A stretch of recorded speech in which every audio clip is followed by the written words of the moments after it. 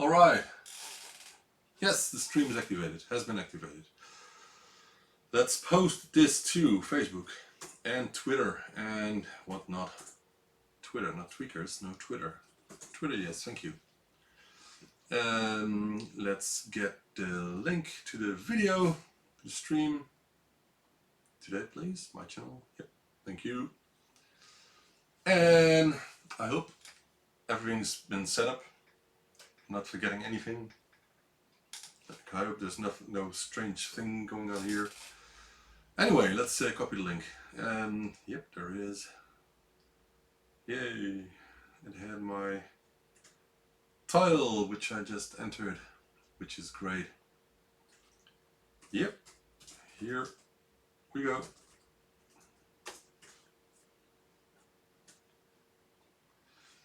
Alright, now let's share this in ZX Spectrum, Spectrum forever, Spectrum for everyone, ByteDelight, blah de blah, everywhere, you know. Oh, what did I do? I just closed the window, didn't want to do that. Right.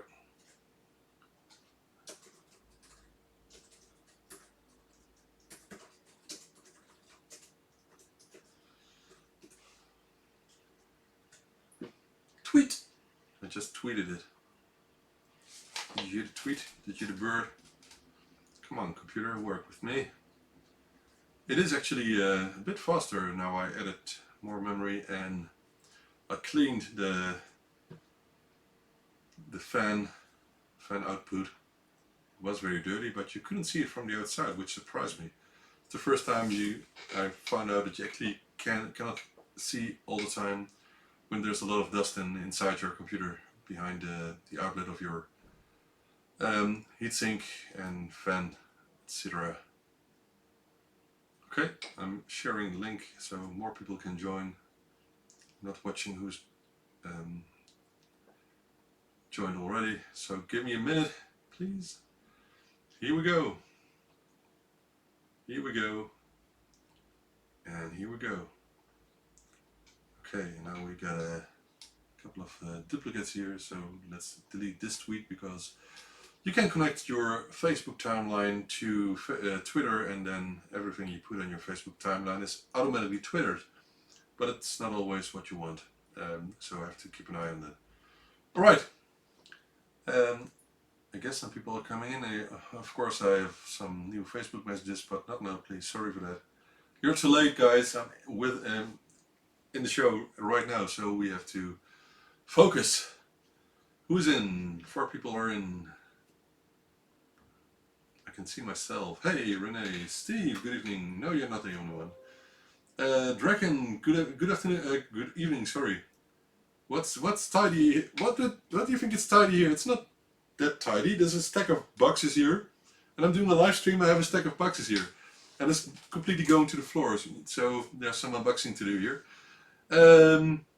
It's not too tidy. Come on, man. Are there strippers? I heard there would be strippers. Where do you hear that? Where do you heard that? But actually, there might be one stripper. Yeah, I'm not lying. So it's Frozen. Well, Frozen what? What is Frozen? I know a song from Frozen. I know all the songs from Frozen actually in 2 languages, by the way, Dutch and English. I can remember every word of them, but that's because I think we've watched it only 150 times or so.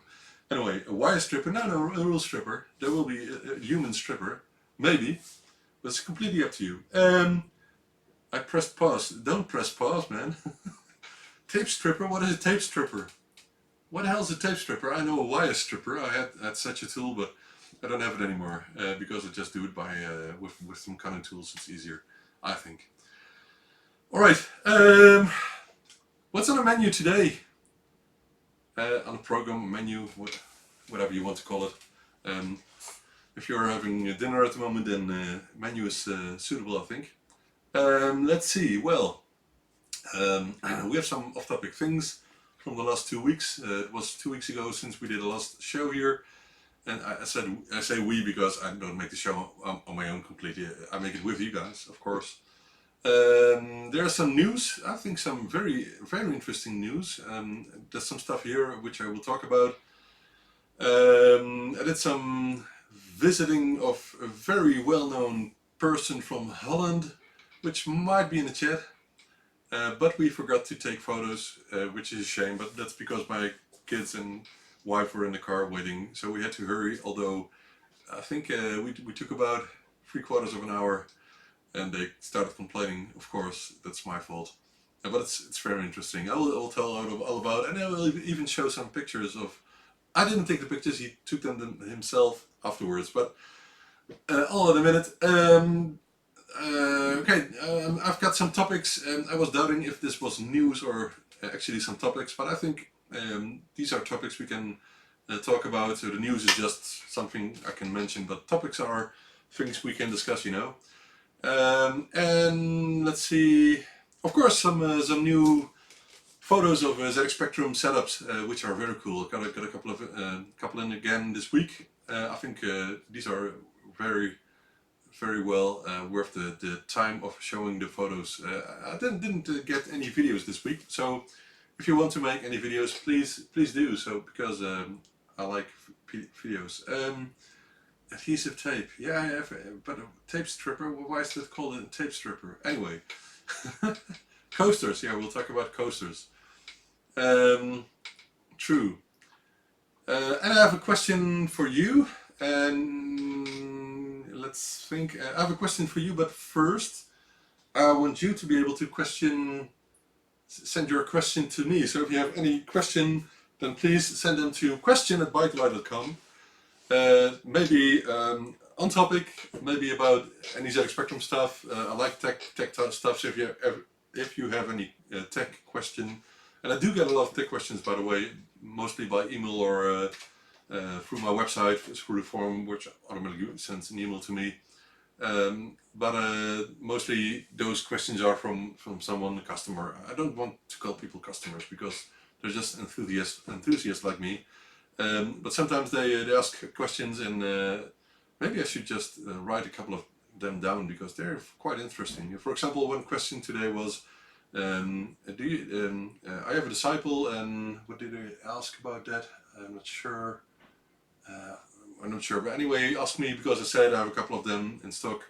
He asked if I ever connected them together with the network port, because the disciple has kind of the same port as the interface 1 has, which you can use to connect ZX Spectrums together, and all the features are baked into the ROM of the device, which actually works quite well, but there's not much realistic use you can use it for. So that's what I told him. I think it's cool, but I never heard anyone use ZX Spectrum with the network ports on interface 1 or disciple in use, for example, at a school or something. I never heard about that, but it's cool. I think Renee also did it in the past. Anyway, that was one of the questions. So if you have any questions, please let me know. And I'm not going to answer them right now. Get on, light. I hate it when the lights go off. Go on, light. Get on. Yes. My idea about the questions which I can receive by email is to answer them with the next show. So please do. Or maybe if you have questions, you can also ask them by replying to this video, of course. You can do that as well. But I will read them, and we'll use them in the next episode of the ByteDelight weekly show. Maybe I should call it ByteDelight Not That Weekly Show, because it's 2 weeks ago already. Anyway, so far for the introduction. So good evening, goedenavond, guten Abend, hola, hello, and welcome. And let's run the intro. I hope it works. It's a bit. Oh, that's good. Okay, it's okay. Let me read the messages. Hey, Thomas.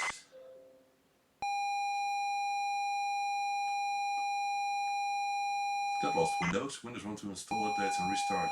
Get lost.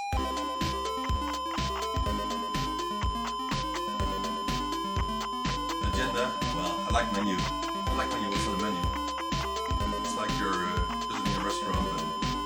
choose between things or just take all. That's why I call it a menu. Cool. Hey, dear, good evening. Welcome.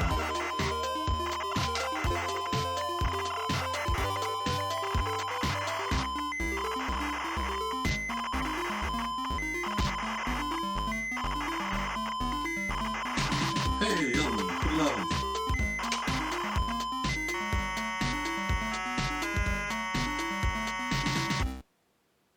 And we're back.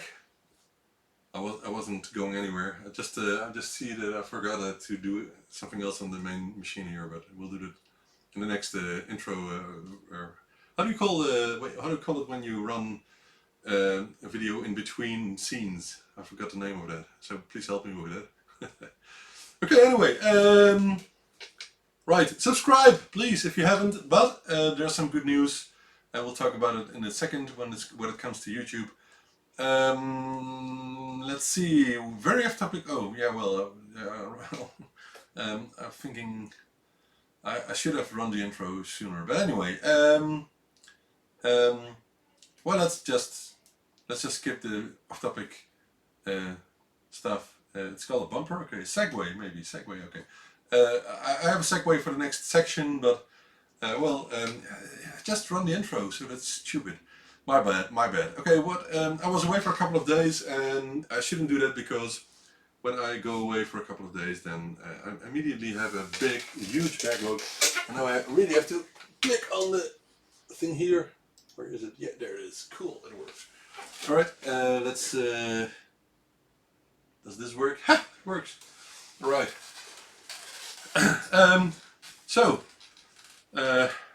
Look at that ugly guy here. So I was going for a couple of days skiing in Germany because it's quite nearby. It's only a couple of hours drive, and there you have several areas. And this was Winterberg, which I like a lot. It's cool. But my son, although he went for skiing with us 2 times already, 2 weeks during the 2 years ago and 3 years ago. He almost forgot everything, and he was quite scared again. So he had to start over, I think. Anyway, maybe because he's done a lot of other things in between, going to high school and that sort of thing. So it was quite hard for him, but at the end I managed to get him a bit motivated. I told him he couldn't play on his computer for 2 days if he didn't listen, and that worked. So anyway, we went for skiing, and it was so cool. I like skiing. I like snow. I really enjoy that. It's the best thing in life. That's what I think.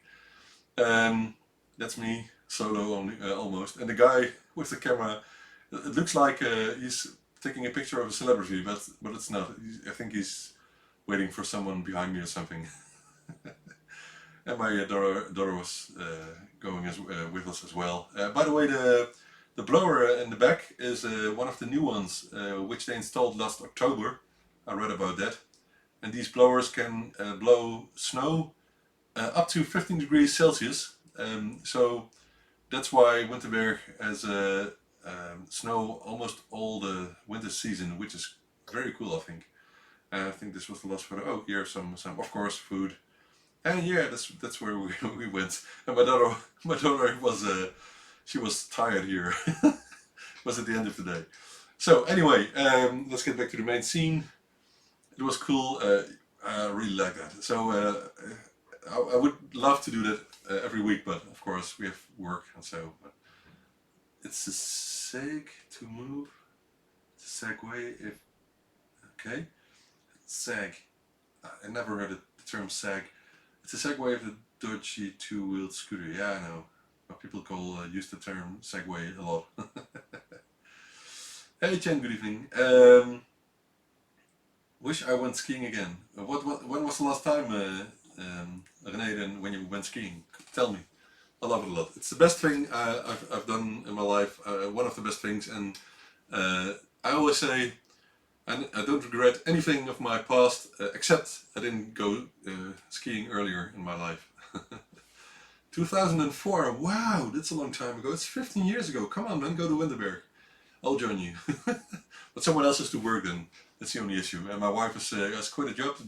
Yesterday was the last day she worked at her previous job, and from Monday she will work here full time. But she will not be in the show. She don't like that. Anyway, let's see. Next topic. I don't have any more off-topic things. Let's see. Any off-topic things? No. So we just have to move on and get to the next segue, which is the news of this week. This week. Why did it just... That's right. What just happened? Very strange. Anyway, for some reason my tab just closed when I pressed the scene on the other machine, so I don't know what happened. Anyway, okay, news. We have some news. We have a lot of news actually. Let's get to the first one. And actually the number has changed again. Let me show you. Yes, it worked. Alright, so we crossed 4,000 viewing hours annually, which means the channel is under review, which is good because I would really like to monetize again, so all the work on YouTube is not for nothing, you know. And of course people enjoy this, but it takes a lot of time making some videos, for example, and many people don't do that because of the huge amount of time that is involved. So I would really like if there's any reward for making the videos, and that's of course when people watch them and you can get monetized for that. But I think we dropped to 3,999 yesterday, I think. I'm not sure, I have to check. But anyway, it's on the review and that's good. Of course, some other big news this week was this one here, which is lovely. It's the prototype of the ZX Spectrum. So before it was put in the case designed by Rick Dickinson, of course. And if you haven't seen this, there are actually a couple of websites featuring this. This is the register, and of course it also points to the website from the Computer Museum of Cambridge, the Center of Computing History. Watch the video if you haven't, because it's very cool to see this prototype ZX Spectrum. There's an EEPROM from Nine Tiles, which developed the ZX Spectrum basic ROM, and they haven't yet powered on the machine, but they want to, so they're going to check if the machine is completely wired up correctly, and then they will power it on and see what happens. I think it's awesome. It's awesome that these things happen, and it reminds me of the prototype cases that were sold on eBay a couple of years ago, which was bad because the people who were offering them separately, and it should stay together as one collection. I think someone ordered the majority of the cases that were offered, but still I don't think they were sold altogether in one lot. You need some dynamic newsy music. There was some music, wasn't there? Or not? Oh, of course, there was no. Oh, okay, there was only the loading sound. Yeah, you're right. Hey Tony, good evening. Recap? What? Oh, the machine, of course. Yeah, it needs a recap, of course. Yeah, they shouldn't power it on without a new capacitors. But I know the Center of Computing History does it a lot, but that's mainly when they want to showcase the machine, which is quite well known. I know from the Spectrum 35 event a couple of years ago that they just powered on unrefurbished ZX Spectrum Plus 3 and toast racks and all the stuff. But I know they also have the knowledge to do it properly. So with these machines, they will take the proper care, I hope. Alright, so other news. Let me stop with the ums because it sounds ridiculous. Okay, the coasters, of course. Really have to listen to myself. Maybe I will watch the video myself tomorrow so I can learn from myself. So I got some coasters, some stuff which is on the right here. Maybe you can see it. I'm not sure if it's visible in the video. Don't know. And a couple of days ago, my wife took this glue spray, which I think will be useful. Let me show you here. So the glue spray, which is canned, when you use it, it will probably smell bad, but I will make coasters out of the printed circuit boards that I will not use anymore. So this is one. I use this for my coffee and tea. It's good enough, and I'm going to add another layer of cork here, which has a bit more colors in it. I think it will look a bit more nice. I just hope it's not too much work, and I need some better knife to cut out the holes in the cork, which will save some time if I get the correct tools for that. I think this is very cool to have the old boards still used for something practical, like putting up some drinks, beers even. And I was also thinking, I once saw a documentary of a factory that crushed old circuit boards to get out the gold of it. It was a very intense process. A lot of heat was involved, of course, and some chemicals. But I think if you have a lot of these boards, you can get out the gold and reuse that. It surprised me that what one day of work at that factory brought up really a stack of gold bars at the end of the day, worth a lot of money. That could be a business, but I'm not sure if you want to do that in a country like Holland or England. Maybe it's better to do that in areas far away. But of course, it would be bad if only one or a couple countries will be fed up with the chemicals and the dirt out of it. Anyway, I don't know where it was, by the way. I would expect China or something, but I don't know. So those will be available soon. Some other news. I've got new services on my web shop. I think it will be better for many people if they know, if they can get a fixed price repair rate instead of an hour rate or something, because some people don't like to not know what the cost of the repair will be. Now the thing is that what I did here is kind of dangerous for me, for myself. So I have to check if this will work. What I did is I made a fixed price, including parts. So it's repair and refurbishment. That means that there will be new capacitors, there will be 5-volt switching regulator, heatsink ULA chip, and some other stuff here. But this includes all the repair parts. So if you need a new RAM chip, it is included in the price, and even a ULA chip will be included. So I have plenty of ULA chips at this moment, but I'm not sure if what I'm going to do here is the wisest way of doing it. But I'll just check it for a couple of times and we'll see if it's reasonable. Because sometimes you just have one RAM chip that fails, and then only have to do the heatsink of the ULA chip, and of course remove the socket and replace the capacitors. But I have to see if that will work, and I do both the board refurbishment and repairs and complete system refurbishment, but at this moment only for ZX Spectrum 16K and 48K. I just want to see if this will work. So we'll see. The separate board, if you just want to buy a separate board, the price has gone up a bit because now and the photo has to be updated, by the way. So hence there's no photo in here, new photo coming up as it says here.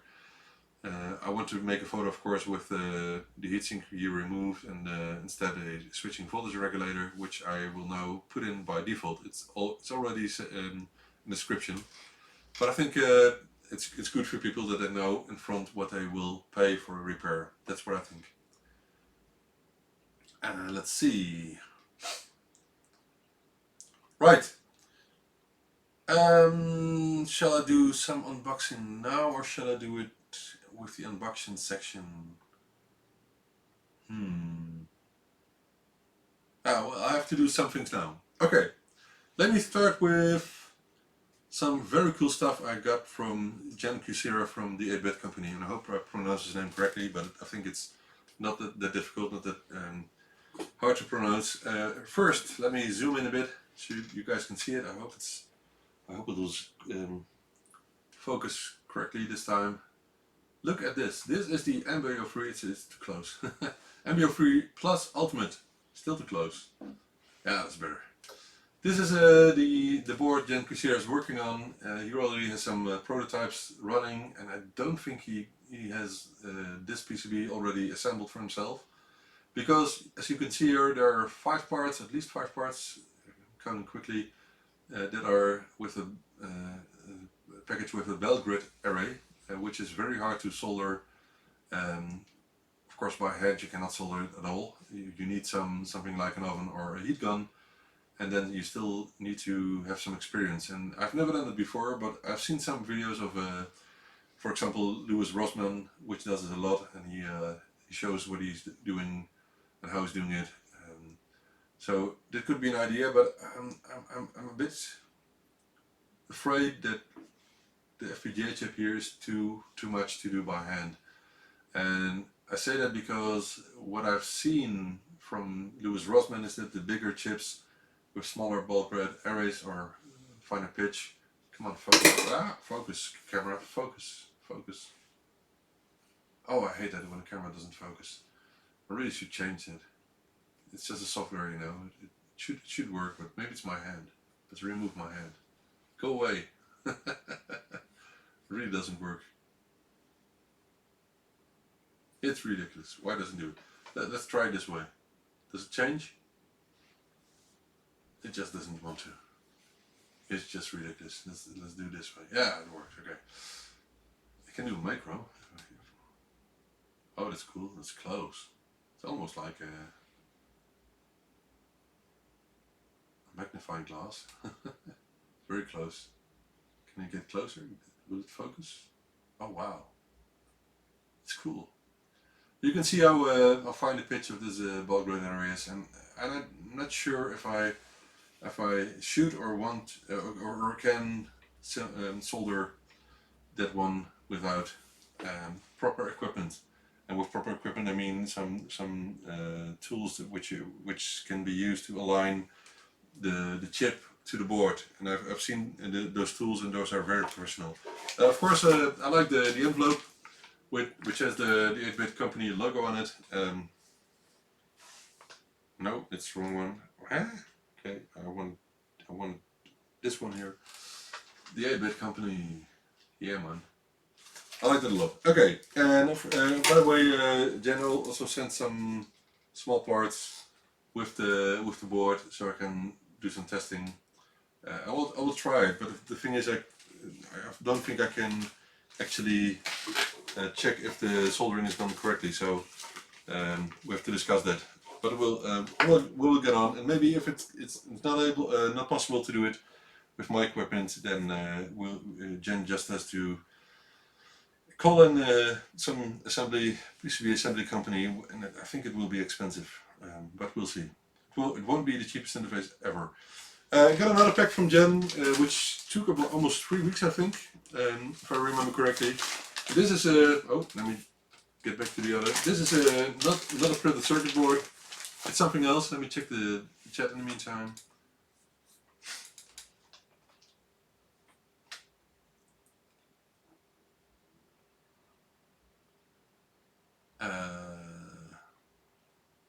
Well, you need a stencil if you want to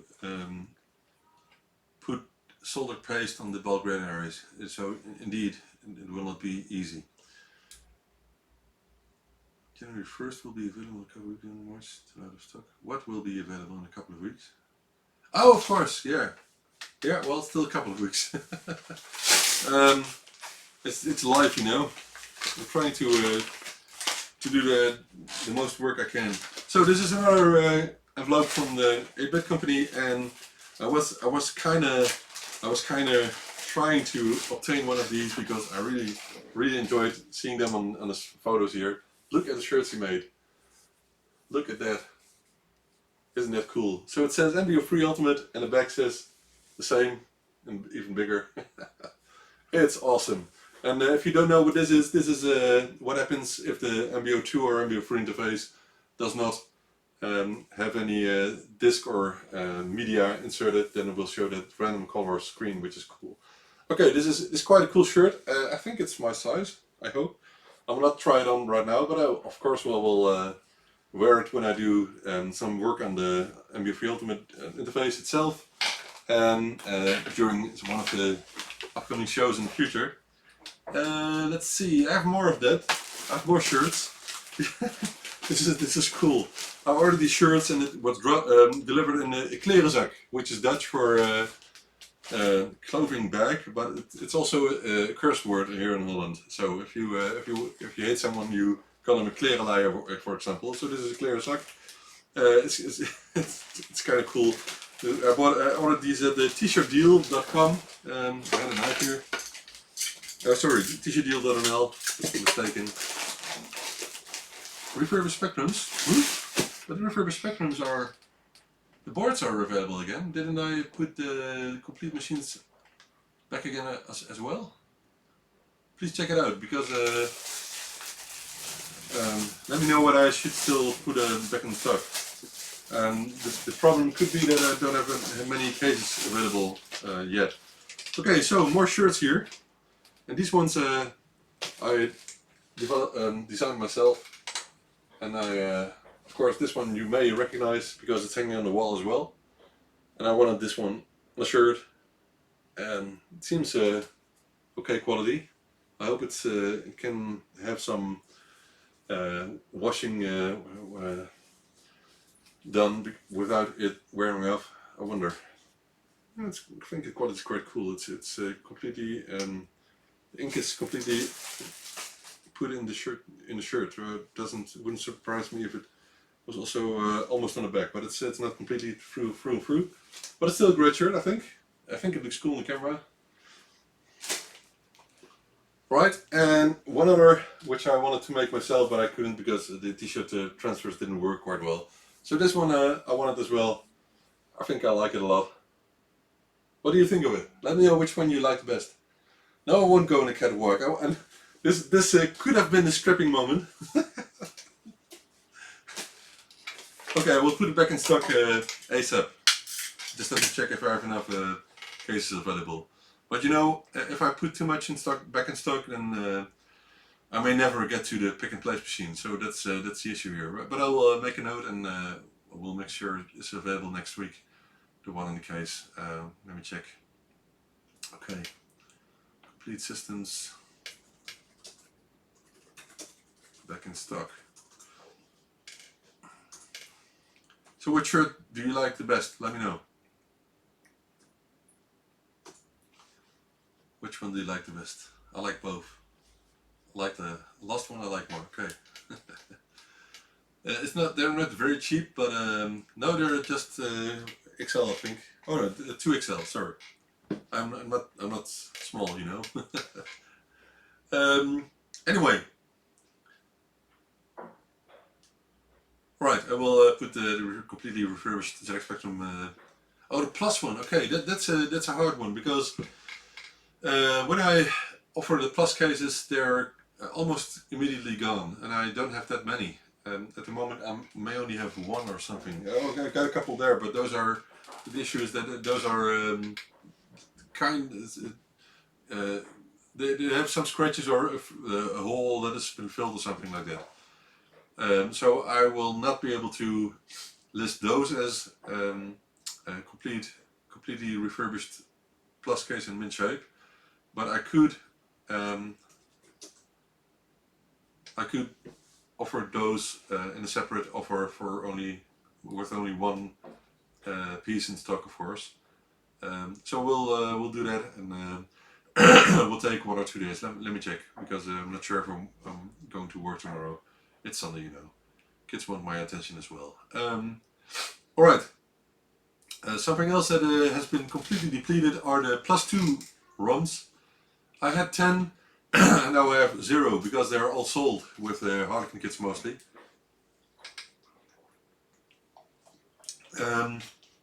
So no more +2 ROMs, unfortunately. and I will try to obtain more, but you can imagine it's very hard um, to find those, because it even surprised me that I could find that batch of 10 unused ones, so old stock ones.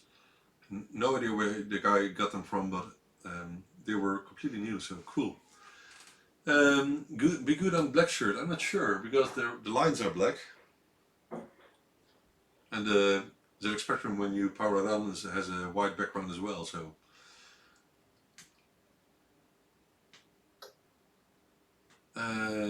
yes, of course, Tom. I promised that you one of the plus cases, and that was one of the last ones I had. So hence I only have some scratch ones available at this moment. All right. Come on, light, get on again. Looks silly. Get on. And I've got the big light here, but it's not enough. I think I want all the lights on. Just looks better. Oh, I forgot to write something down to do. Let me just write it down.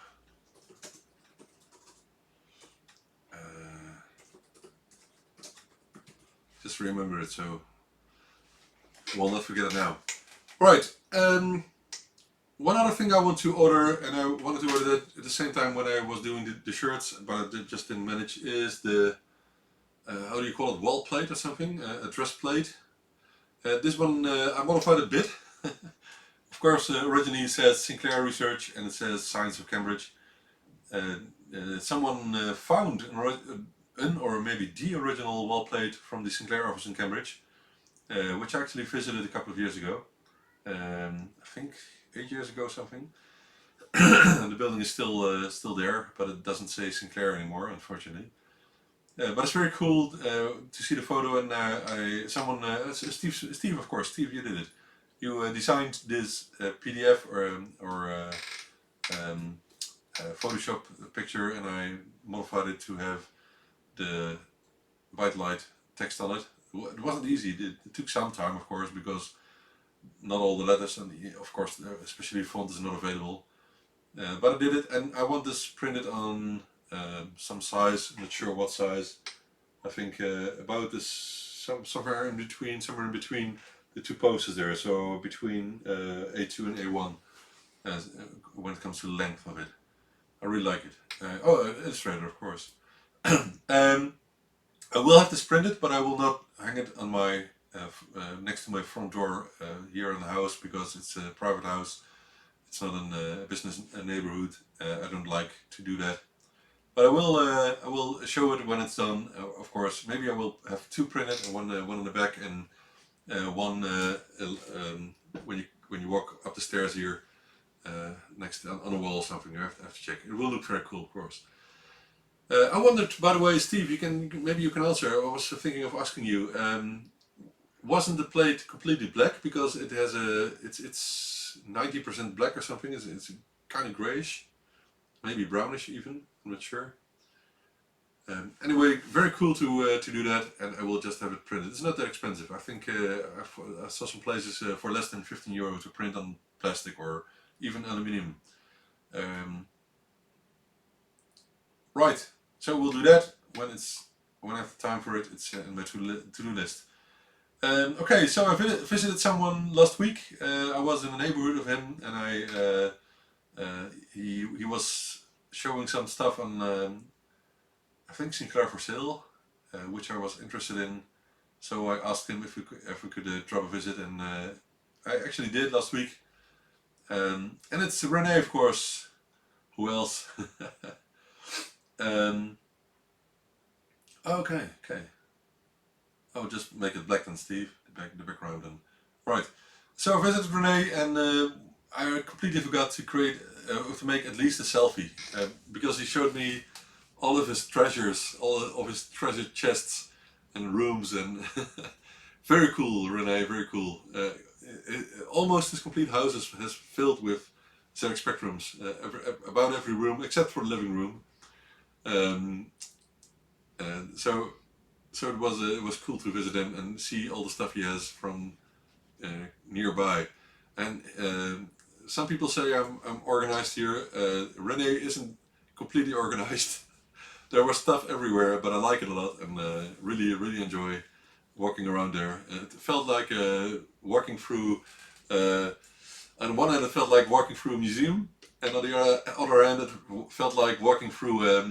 Maybe if you watch Discovery Channel, sometimes you have the what's the guy called? Chasing classic cars, you know, chasing classic cars with Wayne. Wayne. Oh, I forgot his name. Okay, he's Wayne Carini. I like the show a lot, and he sometimes visits places that are abandoned or the owner wants everything to be sold or something, and he sees some stuff completely covered in dust from years, sometimes outside even, and the coolest things are found there in the show. And he completely refurbishes all the car. What's the word for it? He makes them brand new, at least. And no, not American pickers. I like just classic cars more. But anyway, where does some in your living room? Oh. Of course, your girlfriend is listening along. It's cool to.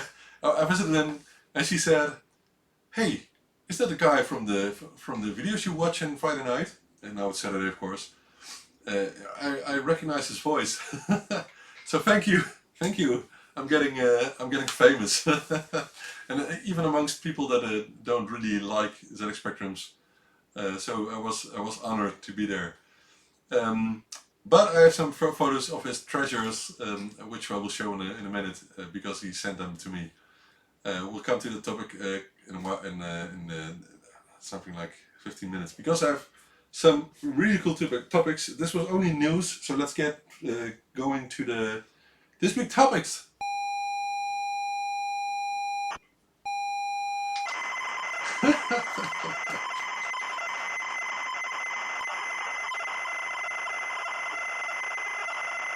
Yeah, it's cool. In Marktplaats we always I sometimes refer to you. Like I did today, I refer to the other Dutch people that like thrifting on Marktplaats because because if I cannot get it, for example the stuff I have found today, then of course I will leave it up to someone else who lives nearby the place that the guy wants to have it picked up. Is anyone making the aluminium long heatsinks? Aluminium long heatsinks? Which ones? You mean these ones? The original ones? I have plenty of those if you need them. Aluminium long heatsinks. Or are you referring to the ones that go in ULA chips? Let me know. Because you can just buy them at Reichelt or Eros Online if you check, or TME. I don't know where I buy them nowadays.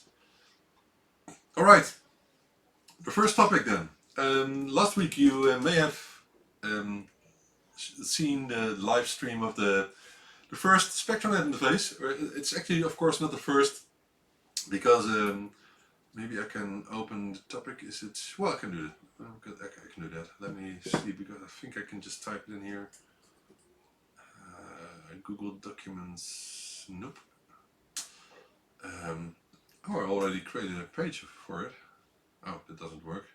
Sorry, just a second, guys. Just a second. Open. Maybe it's because I haven't opened the document on this machine here. Hey, yeah, there it is. Yep. Right. Oh, of course I can put them in the folder. They're not here. They're on my other machine, but I can just Google for them. So ZX Spectrum, SpectraNet. Of course, if you haven't heard about SpectraNet, what is SpectraNet? Well, SpectraNet is the only Ethernet interface for the ZX Spectrum currently. And there are some other interfaces, like I think the interface 1 bis, which has a Wi-Fi option, I think, but it doesn't have the same support for the features that the SpectraNet has. And I think the SpectraNet is the only interface that has a quite good way of communicating with a server system that Dylan developed himself, which is called TNFS. It's his own server standard for SpectraNet, so you can run a TNFS server on your Windows or Linux machine. And when you run it, you can connect from the SpectraNet directly to that server that you put there. And I haven't installed the software yet on any server, but with that you can, for example, put web pages or files for download, make them available through a menu system, and that's the coolest thing. So if you plug in the SpectraNet and you power it on, you can immediately go, for example, connect to an IP address. I'm not sure if you can use DNS names, I have to check. But if you connect to an IP address, then you can immediately see the kind of web page. It's not HTML, it's made in a specific format for SpectraNet. But I think it's very cool, and Tom here in the chat is doing a lot of other stuff here. There he is. Tom is a T-Shack here in the chat, is doing a lot of stuff, making more features available for SpectraNet. And I think it will be, although it exists for maybe almost 10 years now, it's not that well known because it wasn't promoted a lot or something. Only Dylan Smith had some batches made. And what I wanted to show you here is there's, let me see where I put the photo, here it is. So here's a photo of the, okay, this is a presentation someone uploaded. I'm not sure if it's from Dylan, but I like the photo here. This is a prototype, by the way. It's very cool to see as well. These are a couple of batches of SpectraNet. I think Dylan made these photos, I'm not sure. In several colors. This is issue 2. I'm not sure. This is issue 1. This is issue 1 as well, I think. I think these are both issue 1. This is the issue 2. Dylan made some changes, and maybe the green ones here in the photo are the latest revision. I'm not sure if I can see differences here on the photos. I don't see any differences.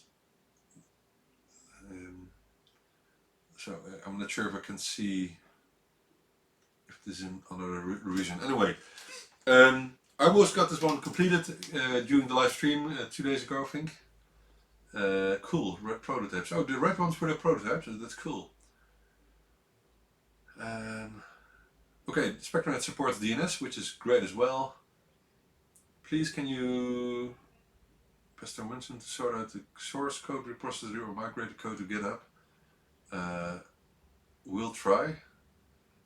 The green ones are the production ones. Okay, I think I've only seen the green ones in real life because at Spectrum 30, so about 8 years ago, there was a setup from I would think Dylan himself with a Raspberry Pi as a server, and of course SpecTank was played there, and I think it's the only game that you can play on SpectraNet at the moment, which is a multiplayer game for the ZX Spectrum that can be played, I think even through internet, so that would be very cool. Anyway, I really hope people will like the SpectraNet. I really hope that some people will make some functions available through the internet. Maybe I will do that myself. I have to check if it's safe, because I cannot put stuff from my business network here outside. Of course, I have to check if there's another way of doing that. But I think people will like this, and I think it's the next step in the ZX Spectrum use at this moment. So we'll see how many people will buy one in the future. I have to check what the price will be, because there are a couple of expensive parts on the board. Some parts cost a couple of euro each, which is expensive for all the parts. And one of the reasons for that is that Dylan selected some parts that are not easy to get at the moment. So we have to see if I can what the price will be. Of course, it's hard to solder them by hand because there's really small parts used on this board, and I bought the wrong ones. So I was doing the first assembly a couple of days ago, and I found out that I didn't have the correct parts in stock. But I completed it almost, except for I think 3 parts or something. Because I just used a slightly bigger parts and it will work, so it's not a problem for this first board, but for the other boards I will use the correct parts. The blue ones had errors on the boards. I think it's a long time ago. Well, for me it's even longer because I don't know the history. I've seen some discussions going on that I think I rolled the Spectrum back then, and maybe that's the reason that it didn't get too much attention, because on Roll the Spectrum, of course, this has been discussed a lot. But the problem is that you have to follow the thread specifically. But on Facebook, if you post something that gets a lot of attention, then other people will see the same post, even if they're not interested in the. Oh, I'm sorry for the. Even if they're not interested in the trust effect, yeah. Now I get it. I really need more screens, guys. But I can see the OBS window over there, but it's hard to see everything at once. Maybe I should put some screens there. I don't know. Maybe something on top, maybe. I don't know. It's not too much space here. Anyway, I hope you will enjoy SpectrumNet. I haven't tried it myself. I only played SpecTank at Spectrum 30 back then in Cambridge, but I haven't played a lot. Anyway, there's more to find out with SpectrumNet. I think a complete world will open when more people start using that. And I'm not sure how many boards Dylan made. Could it be that he made less than 100? Could it be? I know he had them made completely at some factory, except maybe for the edge connector, but he didn't have time to make more, and I discussed it with him, and I think I had some parts in stock for almost a year now, because time, because life. Anyway, this one will be finished. I was hoping today, because I ordered some parts and I was hoping they would be delivered today, but they actually didn't, so they will come on Monday. And then we'll do another stream of finishing the board and trying it for the first time. And the 2 things that remain, the 3 things then maybe, so it's completing the board, programming the EEPROM and programming the CPLD chip. It's not the most complex thing to do, and even assembly was kind of easy, I think. But it's because I do hundreds of these boards with SMD chips. So I think I can do them by hand, because if I would want to do them by the pick and place machine, I will have some problems with swapping parts, because this board mainly uses 0603 parts, which are smaller than the ones I will have in the pick and place machine. My boards will have 0805 parts mainly. Let's see. Where am I? Yeah, here I am. Okay.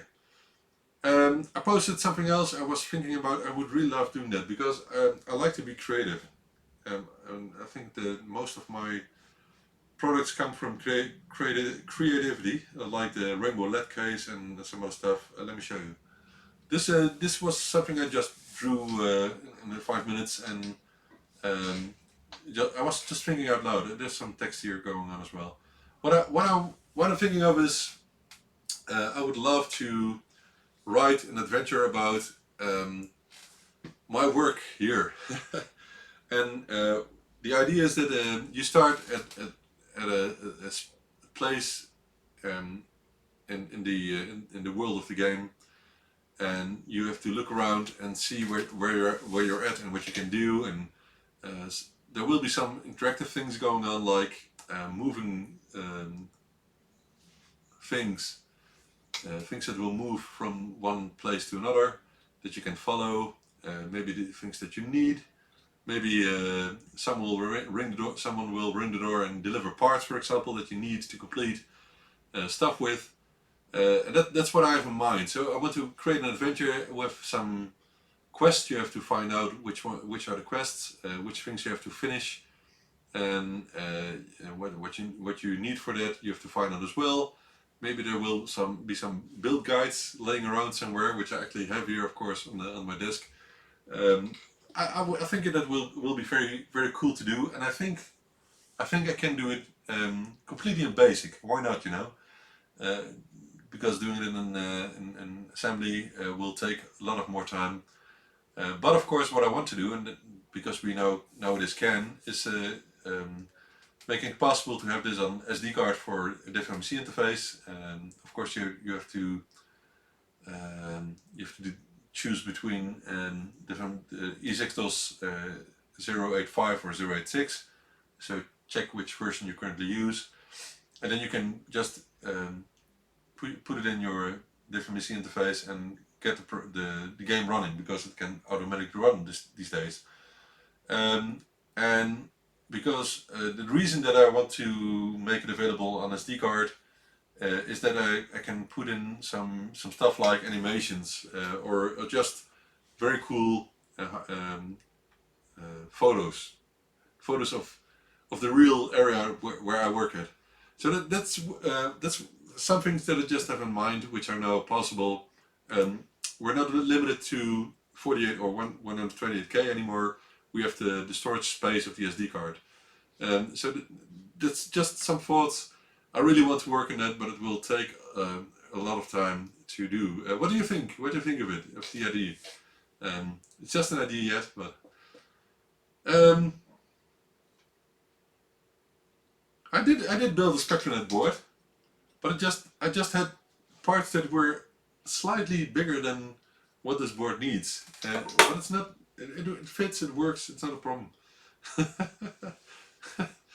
Be creative, man. Text mode web browser for the ZX81. Cool.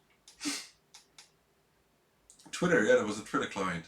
Maybe I will tweet on from SpectraNet, but I would, it would surprise me if it still works, because indeed the API has changed a lot throughout the last years, so I don't think it will work. You turn on light immediately turns itself on back off again. Yeah, that's what happens. Well, yeah, good question, Frank. Helmond tomorrow. Tomorrow the Home Computer Museum in Helmond exists a year, and Bart is celebrating it. People are invited to come over. Of course, I got an invitation as well, but I don't think I can make it, because there's a lot of stuff I need to do, and there's some things I need to do with my family, for my family. So anyway, I don't think I will be there, but I would like it. That's not the issue, and still I should still visit the museum, because I have to pick up some Spectrum for repair. Anyway, it's an interesting idea. If you think you should also include a puzzle, so that we can win something if we are the first to complete it. Well, I would only do that if you have a SpectraNet interface and you can connect to the internet, and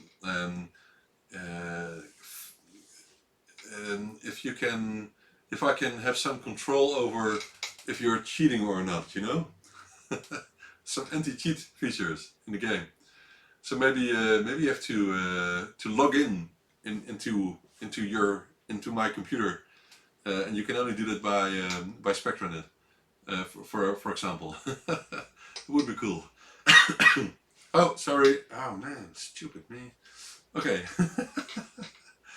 I think basic eXXDOS game is a fun idea. Yeah, you can do it. It's easy. It's so cool that you can write directly to SD card and load directly from SD card any file or code file, basic file, screen file.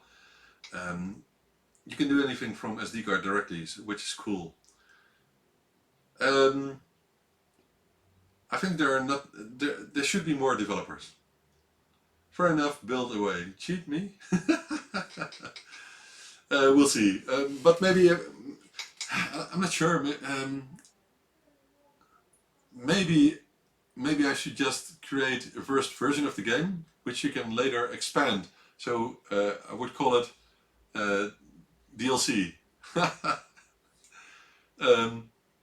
So an add-on pack for the adventure. So maybe if you finished one quest, you can you get a key or something, and you can head over to a website and you can download some more, something like that. Yeah, of course. um, I don't know. I'm not sure yet if SpectraNet is compatible with any interface, because I haven't seen anything combined. Um, so I don't think it will work. I think it will clash, and not only by the ROMs that the machines have, but also the I/O addresses will clash. There are many interfaces that just don't keep that just ignore the existence of any other interface and just use their own I/O addresses, which is of course not the best, but there are some standards being developed with getting an I/O address, but it's hard to do that. Darren, by the way, good to talk to you, man. Good to speak to you. I haven't spoken with you for a while. I hope you're well, of course, and I hope we can pick up the RGB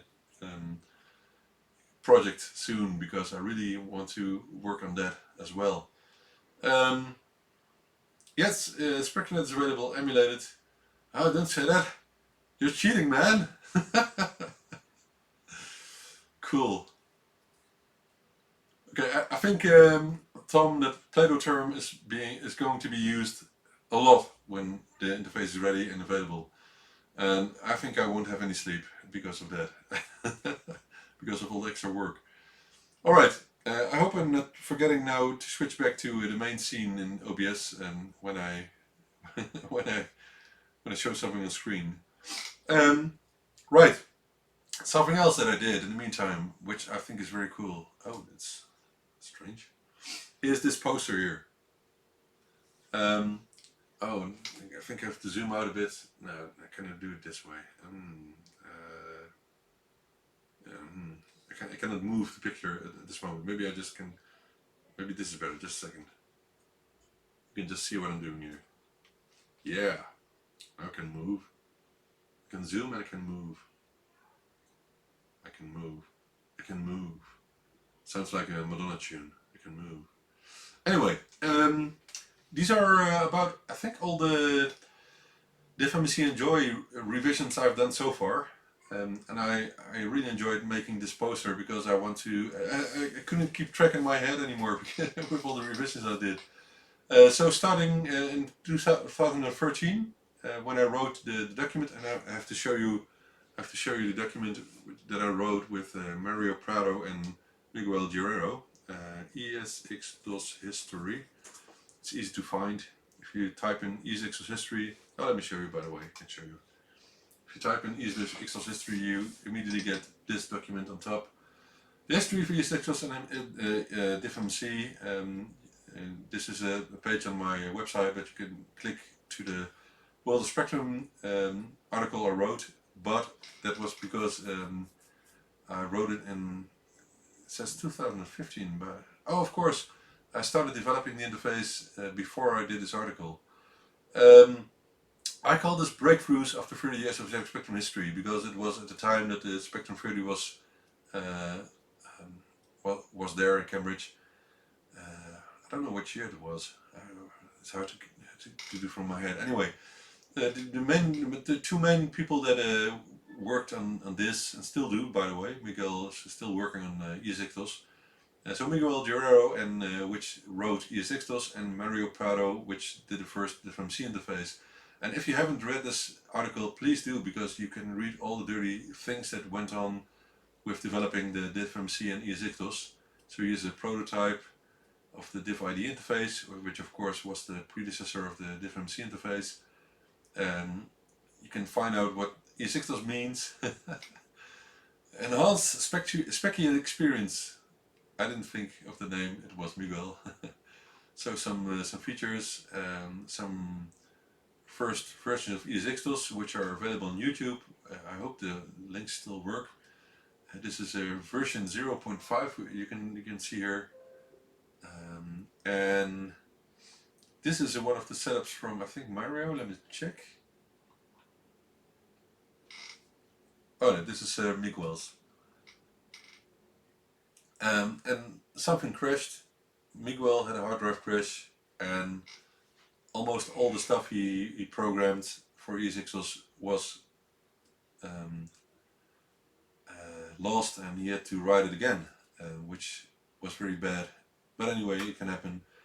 So he talks about it. I actually interviewed him by email, but he continued, and the first stable release was years after that. In 2012, ESXDOS 080 came to life. This is his name on World Spectrum, Phoenix Array. So he launched that version. I think many people have used this one on DivIDE, of course, not on DivMC, but because it didn't exist back then. I think DivMC, when was it developed? Let me check. Alright, in year 2012 the development started, and it was so funny. I think in 2015, when I know earlier, 2013, 14, something like that, I was thinking of developing something that with an SD card interface, SD card slot, which could do the same as DivIDE did. And I was thinking of starting with that idea, but I didn't have any knowledge of SD card interfacing and so, but I just thought, let's start with the project, and I think I kept it in the closet for a couple of months or something, and someone already contacted me. I think the email's in here somewhere as well. Let me check. Here it is. And 2013, you see, someone, or maybe it was himself, but I didn't know him, and I didn't know any very much about that. But Miguel himself contacted me, or replied to one of my ideas about that SD card version of the DivIDE back then, and he said, "Well, there will be an SD card interface. It's already being developed." And I ignored that message back then because I didn't know him, and I was so chaotic back then. I'm still a bit chaotic right now.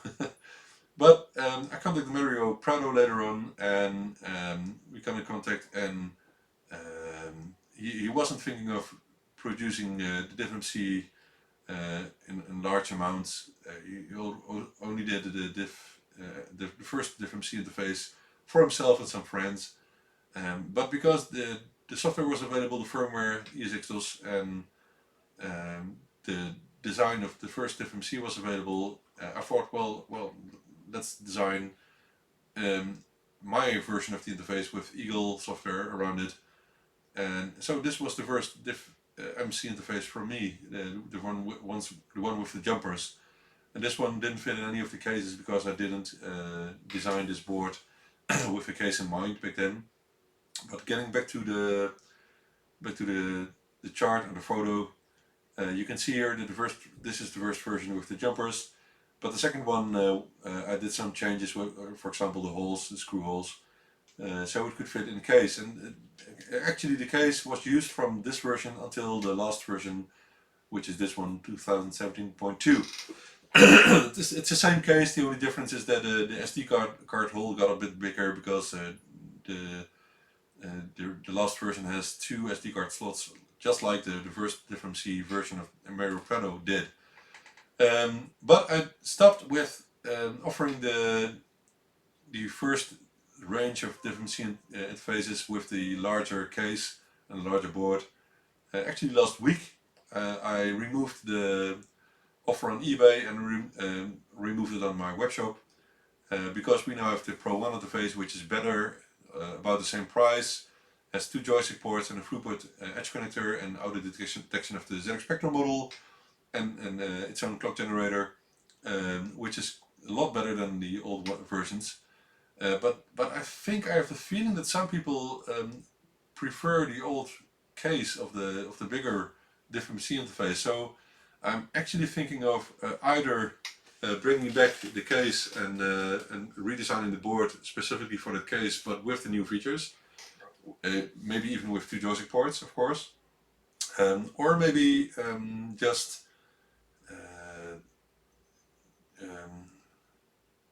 just have something like the same case, but then with something like an integrated AY chip, so for with stereo sound, of course, or maybe even with a ZX HD. I could do that in that case, I think, but it's just a lot of it's time consuming when it comes to development, so I'm not sure of doing that. And what you can see here is that the right side here with the light green tint at the back says Pro. These are all the new versions with all the new features. So the Mini here, these two versions are also based on the same architecture as the old FMC and Enjoy interface. And I must say this quietly, because the old Mini, I only have 4 left at the moment, and after that I will deliver the new Mini Lite, which is the same features but with the newer technology, without people knowing. So if you want to order one, wait for a couple of days until my old stock is done. Anyway, the reason I'm not changing the offers at this moment is that I don't want people to complain if they order the Mini at this moment and next week I will have the new version and they will say, yeah, I wanted to have the new version as well. You know, that sometimes happens. So I will just deliver the new Mini Lite, actually the Pro Mini Lite, instead of the current Mini, because it's just the same features in the interface. It has the same SD card slot and the same buttons. It only has some improvements. That's the good thing about it. And of course there will be the Pro Mini with the joystick, and there will be the Pro Mini Deluxe, which is not shown here because I didn't develop it yet. And the Pro one has been available for a while now. So this is the complete chart, or complete photo picture of all the versions. Let me check the chat.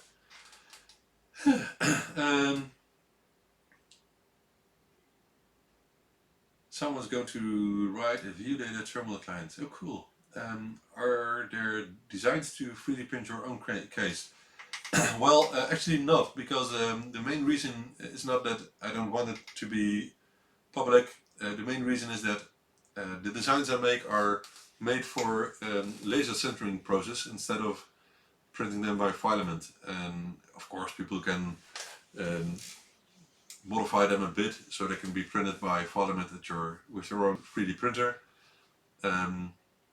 But I haven't made them available. If you want to have one of the cases, they're available separately as well. So anyway, I think all of them. So the old FMC Enjoy interface, the case for that is available. I think the Pro 1 case is or should be available soon separately if people... Oh, no, not yet of course, because I've only sold one Pro 1 interface without case so far. That's one other thing, by the way. So I'm going to... I already made the Pro 1 interface available without case, because people may not want the old FMC Enjoy interface. They may want the new one, but they don't want to spend the bigger amount, larger amount for the version with the case. And it's completely up to you. It's the same interface, but just a nude one without clothes on. By the way, talking about 3D printing, I was talking to my brother, which has a couple of 3D printers at home, and I asked him if he could make one ready for me, which I don't have to calibrate or install or something like that. I just want a completely working 3D printer, and he's going to make one for me. He has one, but it needs some small adjustments. So in a couple of weeks I will have a 3D printer here myself. And the main reason for that is not that I need it for prototyping or something like that, because it will just order prototypes at Materialize, which I do for a couple of years now. But I want one to make small objects, for example, for my kids. One of the things I made last week, not with the 3D printer, because I don't have one yet, was a stand, a holder for 4 tablets and 3 smartphones. And it's I don't think you can see it. You can see it in the back. There's another one of those holders from Wood. It's actually a plate holder for a grandma's closet, you know. But I actually used those for putting in main boards. So I used something like that for a tablet holder, a smartphone holder, And underneath I put some IKEA chargers, so you can reach the chargers from the side, but it's still, it looks kind of cool, but it's big. It's ugly. It's not the best looking thing. So what I want to do is print parts for a mount like that by myself with walls in between the tablets, for example, with a width of 3mm, 4mm maybe. I have to check what's the best, and just make it myself in parts that I can print here. That's what I want to do, and some other things as well. Like if I do a prototype of for example the rubber feet for the ZX Spectrum. Of course, a filament printer will not print in rubber, but you can print and see if the size is correct, for example. Which is always better than just doing it in a design in something from Autodesk, or I don't know. Okay, it's quiet on the chat, by the way, but it's not the biggest problem because it just can go on. Okay, other news. It's not news. I call it a topic because I think many people have not seen this yet, but I think it's worth taking a visit to this webpage. Let me show you. Let me click away some things I don't need anymore. Yep. Right. So guys, really head over to this website here. ZX Online. Oh, you cannot see it. Okay. Oh, still. Oh, you're not getting in. Okay. You cannot see it. Okay, it's go. I'll put a link in the description of the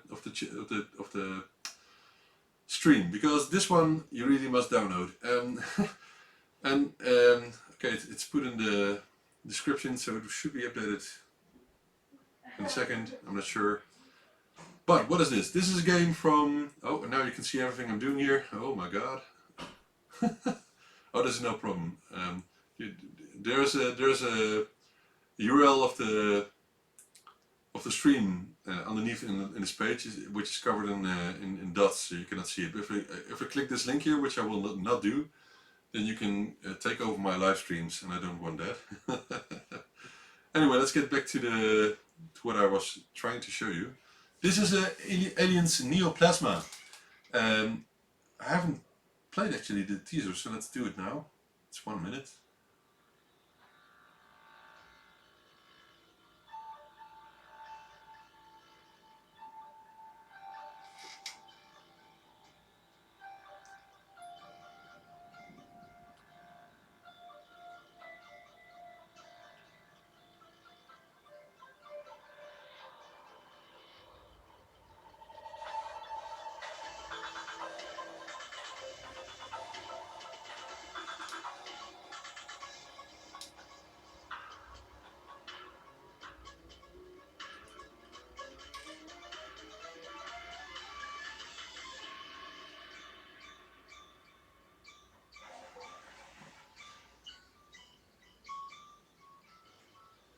Right.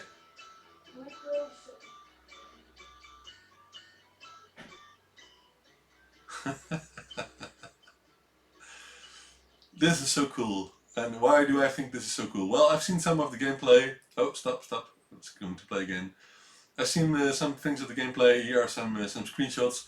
And really, the sprites and the movements of the xenomorphs is so cool done. So well done in this game. And there's more things to say about this, which I'm going to do right now. But just let me see if there's more to see here. You can download it here. Version 1.2 in English is available for ZX Spectrum 128K models in English, as I said. It's also available in Russian and Spanish, which is cool as well. It's completely free. You can get it for nothing. And what is so cool about this? Well, let me get back to my notes here. I've talked to Evgeny Soumlem.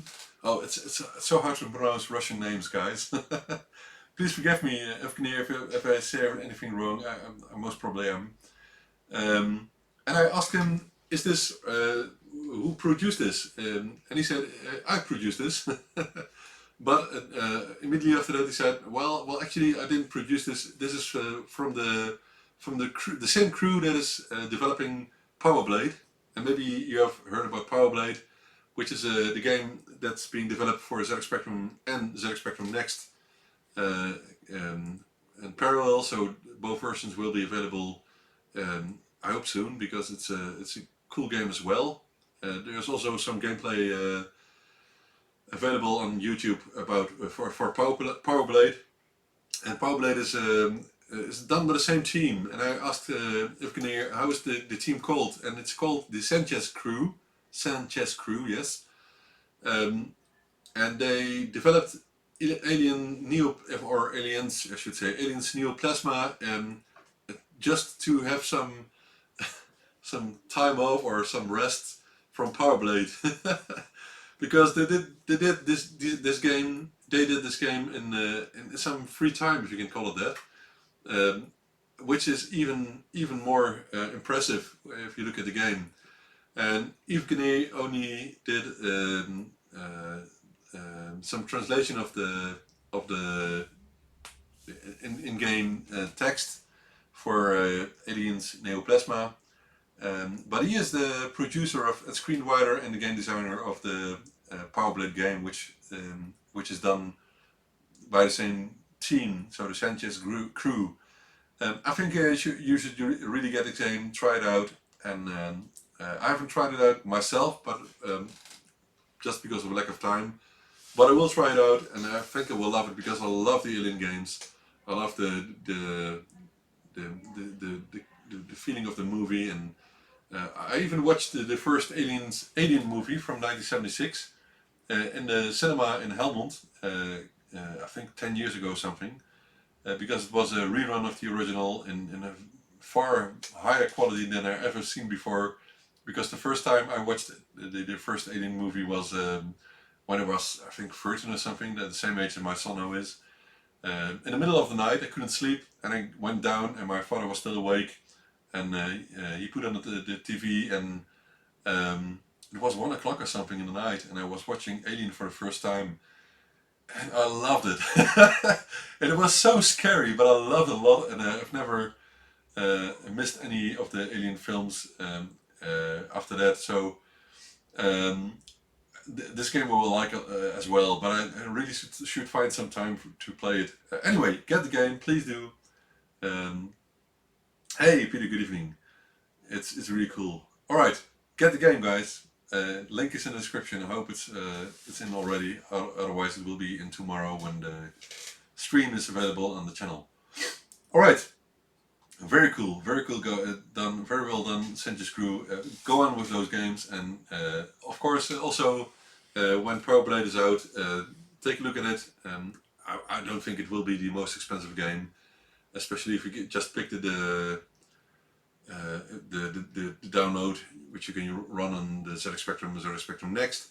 But I've heard from very reliable sources that there might be a special cartridge version available for the ZX Spectrum, and I'm not going to say any more about that.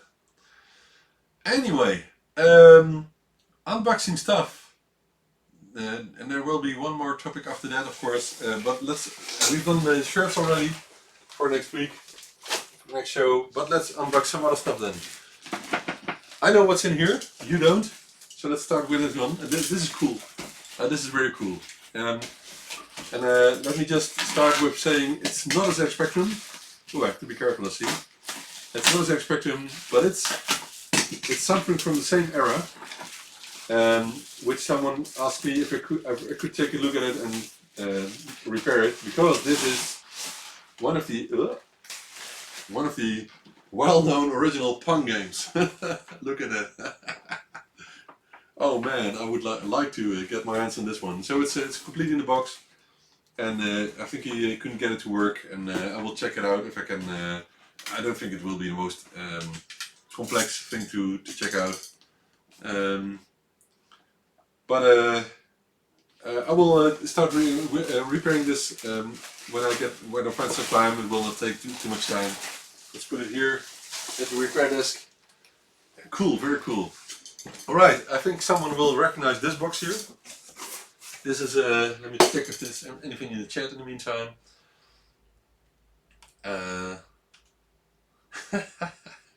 Oh man, I really love it. Maybe I will watch Alien.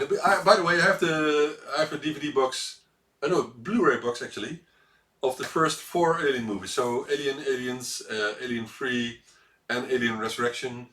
And of course, I always also watched Prometheus and what was the last name? A movie called, not Prometheus 2, but Covenant, of course, Alien Covenant. And the ending of Alien Covenant, if you haven't watched that, it's really the grossest, the most cruel ending you can imagine in a movie. So really watch that. Oh man, I love that. Far better than Star Trek Discovery at the moment. So this is what I picked up when I visited Rene, because he didn't want to keep this stuff himself. It's another box of ZX Spectrum mags.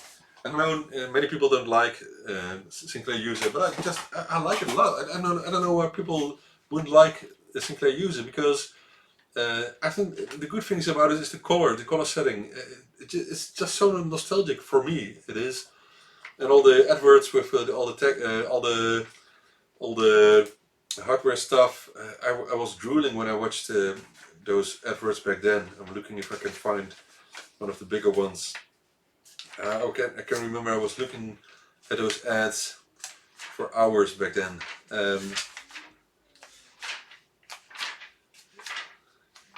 And because I'm Dutch and I'm not from the UK, some of the stuff when I was young I just couldn't understand in the time. I said 88.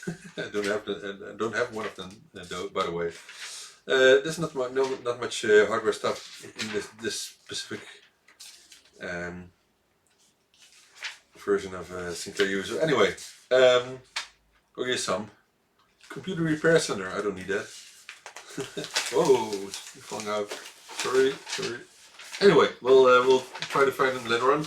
But what I really want, and I have a new idea for that, is to combine more of these mags with their original cover tapes. And there are some cover tapes in here, and I have some more, so I hope to be able to do some new matches and make more of them complete.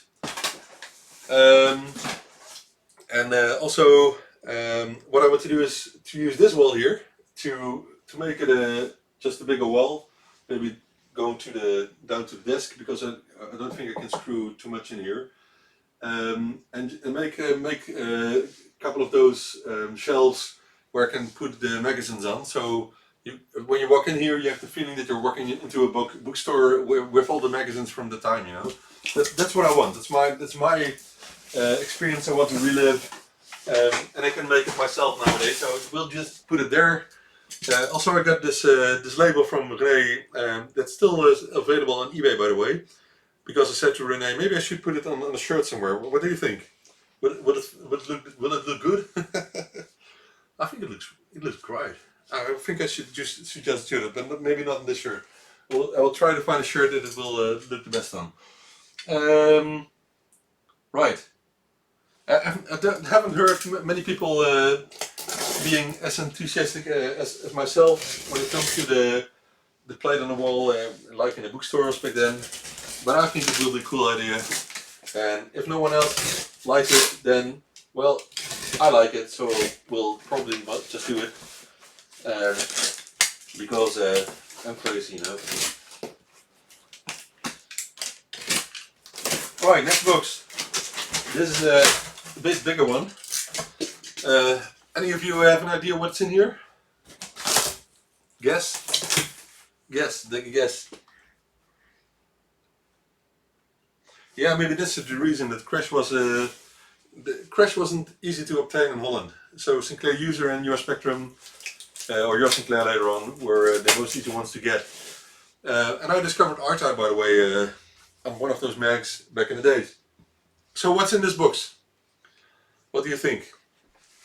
Maybe some people will not like it because they might not be interested at all in this. There are a couple of stacks of these, and no, they're not cocaine or something,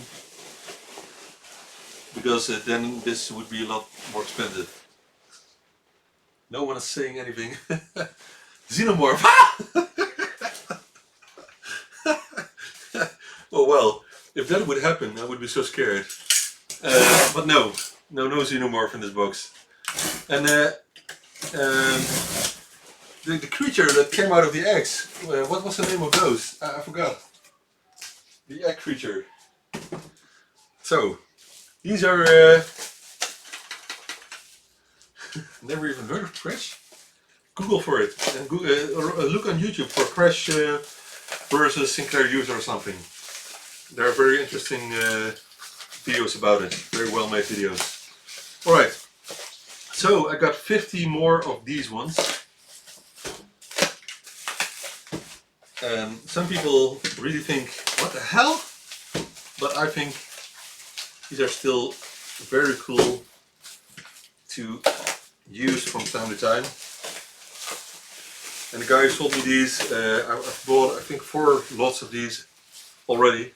So these are almost or completely unused floppy drives. 3.5 inch HD, so for PCs, but these work completely fine with. Oh, this one needs some repair, I see. These work completely fine with double density discs. This one has a broken front, so I have to check if I can use it or not. It's strange, it was at the bottom of this stack, so it's kind of strange. But anyway, these weren't too expensive, and the guy has more of these, and the most important thing is that they work 100%. And what I find is, because these haven't been used for maybe 15 or 20 years, is that I have to start using them again, clean the heads, clean all of the dust, and if you format them a couple of times, then everything will work completely fine. I haven't had any problems with anyone with the dual flop drives, except one that I sold once, which already had a kind of ugly case. But someone wanted to have that because he didn't give much about the ugly case, because these flop drives will be in the dual flop drives housing. Anyway, I have 50 more of these, so those are filled with floppy drives at the moment. And I will make more of the dual flop drives when I have the time for it. And also these will be used for Opus Discovery upgrade kits, which are also available on ZXspectrum.shop. Right, I also got a lot of German magazines in those days. German, well, I got a lot of Dutch ones back in the days, and I was reading Sinclair User and Your Sinclair when I visited the meetings in Houten from the HCC, the Hobby Computer Club in Holland, the Sinclair user group. And I think I visited the meetings every 2 months. But I didn't have my own way of, I didn't have a car, so I went by scooter brommer with my dad back then. And I was so interested, and man, those days were the best days that I remember back then. I really loved the ZX Spectrum, and I really loved everyone who was involved and all the stuff that was offered there. It was so cool. Yeah, Sinclair Gebruiker is one of the Dutch magazines, but I didn't read it back then. I have a couple of stacks of those now. But the HTC Sinclair user group had its own magazine, which was called Impulse, which is very cool, and also was filled with technical information and programming routines and machine code and that sort of thing. I liked it a lot. It was very, very cool. Alright, I wish I had more space so I can make a complete wall with all the magazines from issue 1 to issue 100, for example, with Crash. But of course I don't have the space, so we'll see.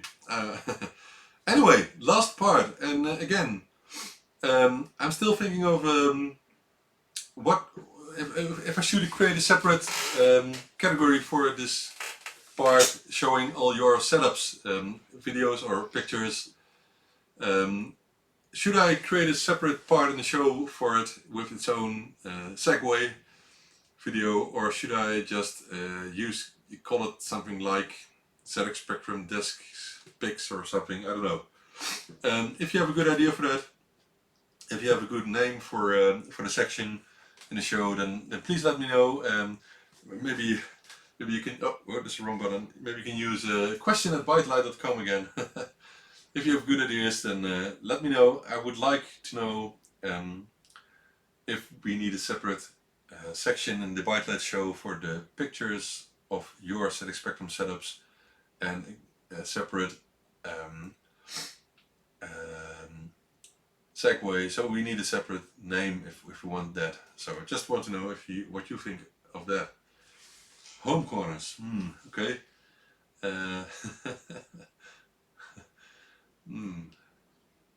Well, it reminds me of some kind of nostalgic.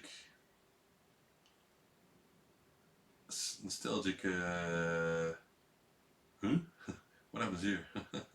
Gallery. Okay. Gallery. Yeah, gallery sounds fine. ByteDelight gallery. Okay. Maybe I'll just do that. Sounds good. All right. First one then.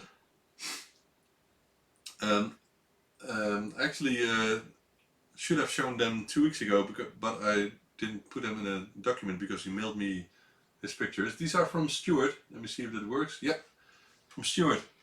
So this is I think he has several setups. Look at this picture, man. All the machines here. I see a black plus 2A, a grey one, a plus machine, a 48K, a box, and of course one of the well-known demos, Bomb, with the ZX HD. So probably this is connected by HDMI, and the original differential and joy interface. Very cool. And this is from another angle with the blue light of the ZX HD. This, by the way, it's always cool to see that the blue LEDs always seen far brighter on photos than what you see with your eyes. It's very cool. So another picture of the ZX HD. I see a very cool keyboard here. I like. That's completely off topic. Oh, look at that. Okay, this is part 2. He actually sent me these today.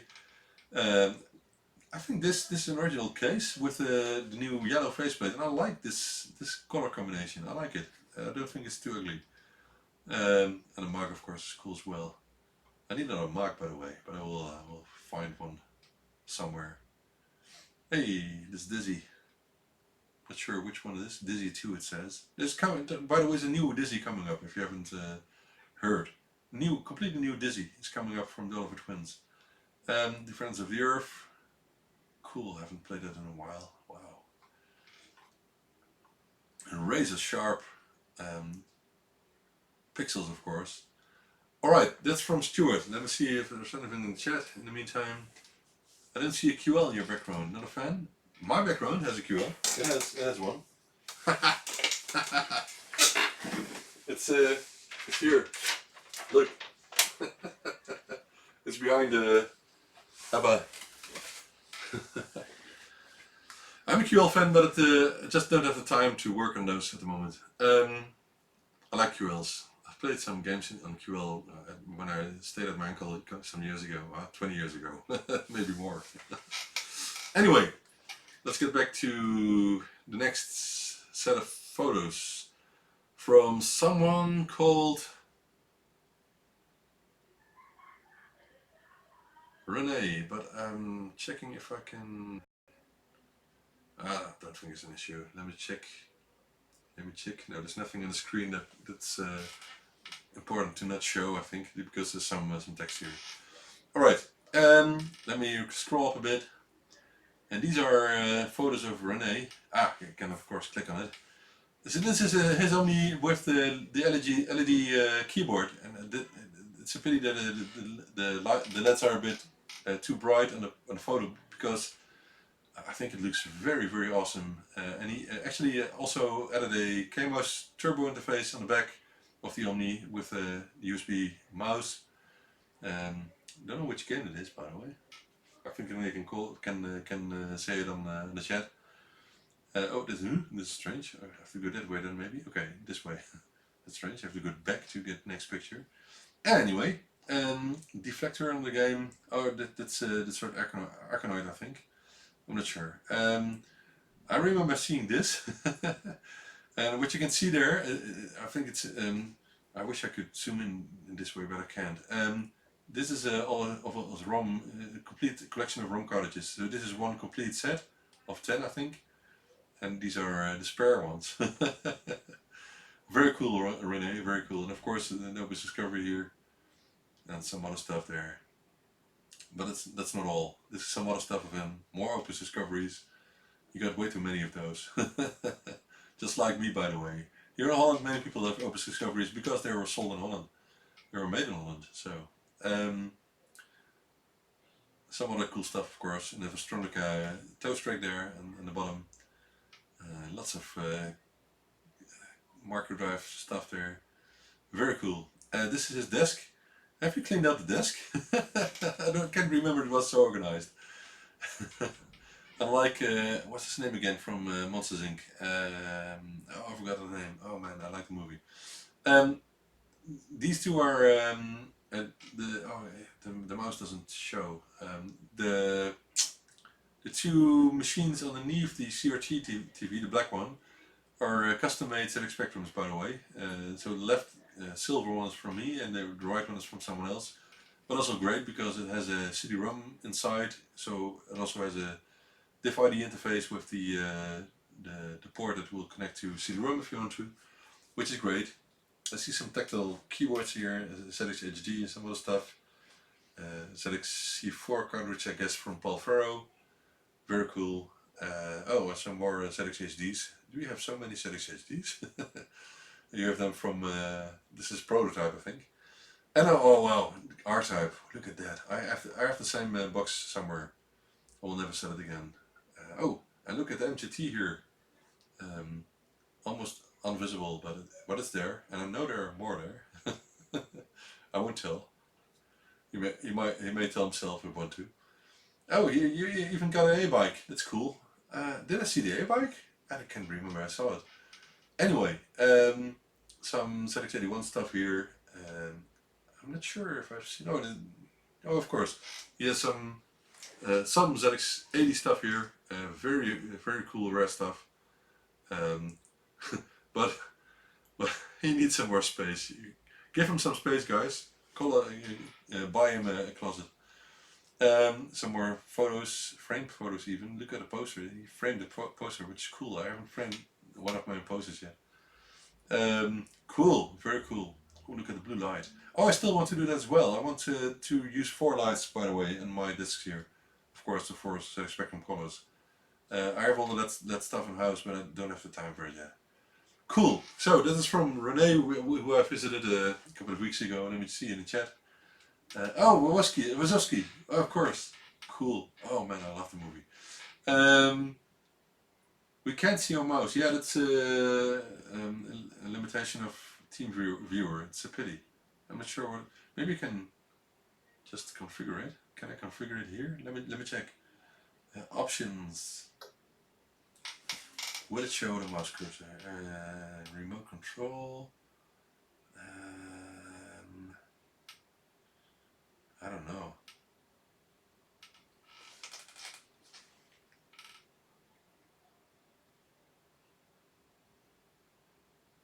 I'm checking. Show the cursor of your partner. Does this work? Let me check. Let me check. I'm just checking. No. It doesn't work. I don't know. There must be an option somewhere.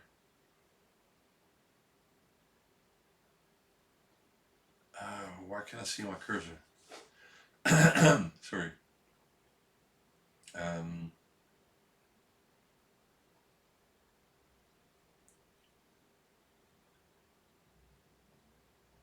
Advanced, maybe. Advanced options. I don't know. Mouse cursor. Is there something about mouse cursor here?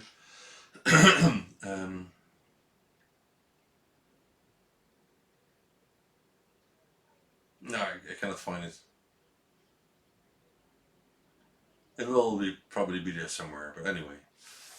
Yeah, I know, the lights. I know. Bye, lights. Come on, come back. Hello.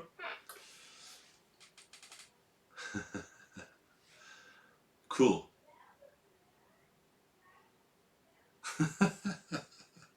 We all want more space, but the problem is all humans on this planet want more space, and we don't. We only have one planet, you know. Right. Next one. I have plenty more. So here's one from Johan. He's from Germany, I think. Johan Engdahl. Engdahl. I'm not sure. I'm not sure he's from UK. Oh, it's a video actually. One of the few. Just a second. I'm going to rewind and I'm going to put up the sound. I'm not sure if there's any sound in there, but we'll check. No, there's no sound. This is his setup. I see a mouse interface and don't know which one it is because it has a case which is not from me. Oh, I think it's one of the... I can hear something.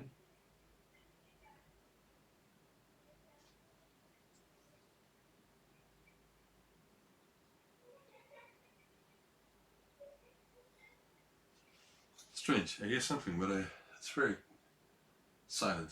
Ah, it's an Amiga! He didn't tell me there was an Amiga in the video. Anyway, there will be worse things to show in a minute from other people. I will show you. Look at the micro drives, cool man. Very cool, Johan. And toast rack, of course. Who doesn't love a toast rack? Ah, I see another original. Oh, there's a ByteDelight, of course, with the floppy drives. It's a bit dark. Oh, it's going again. Right, very cool, Johan. Thank you for sharing your setup there. Maybe you should install some more lighting. I don't know, but it's a cool place.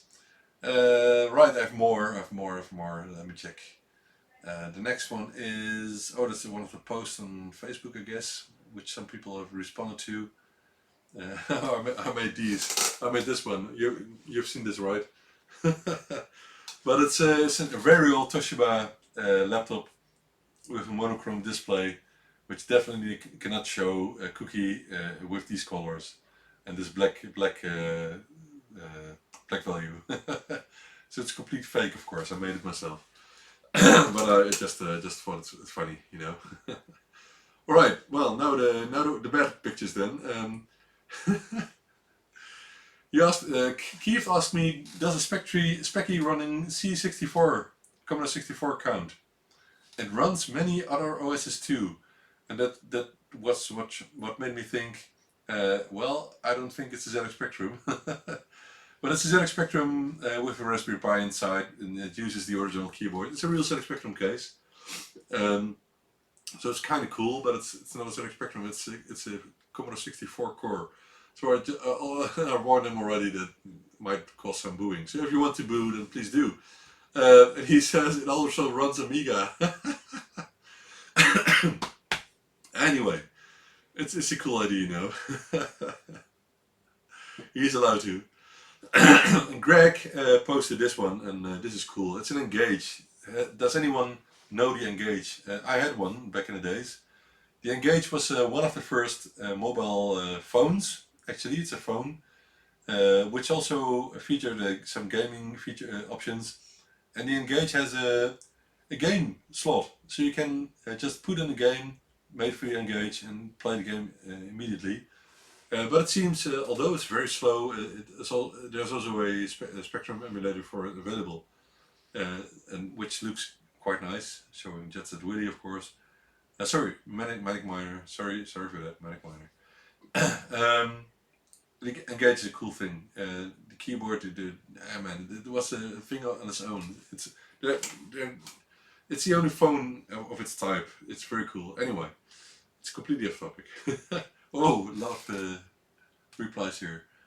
When will Netherlands have ZX Meet? Well, we have a kind of at least two a year. And we might do one in Helmond soon if people want to. Because I have an idea to do a live streaming from the Home Computing Museum in Helmond from Bart. But I have to see if people want to join me there, and if not, maybe I will go there myself and do a laser harp show, because Bart really has a space for that. Yeah, the Engage is cool, Steve?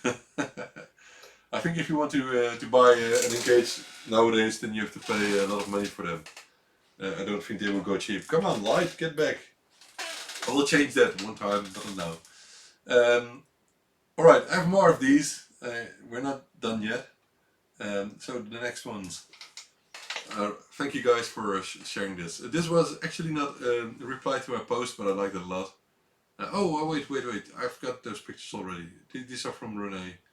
I'm getting some messages in between here on Facebook. So you just saw these ones already. So cool, Renee, but we've seen them already now. Maybe you could try and make a photo with the colors of the LEDs coming out better on the picture, which would be very cool, I think. But already it's a cool setup. Next one. Let's see. All right. This is the same Engage. We've seen the Engage already. Okay, I only have one left here then, I think. Yeah. Oh, this is a cool one as well. It's a Brazilian machine. Let me see if I can click. Yeah, okay. Here it is. It's from Manuel. This is a TK95 from Micro Digital. It's a complete ZX Spectrum clone, 48K clone, but it has a hard keyboard. And I think Mark Kloosterman has a couple of these, because I think I've seen them, and he told me that there are several types of ULA chips inside them. And this also has a memory extension interface, which gives the same kind of memory as the original ZX Spectrum 128K toast rack.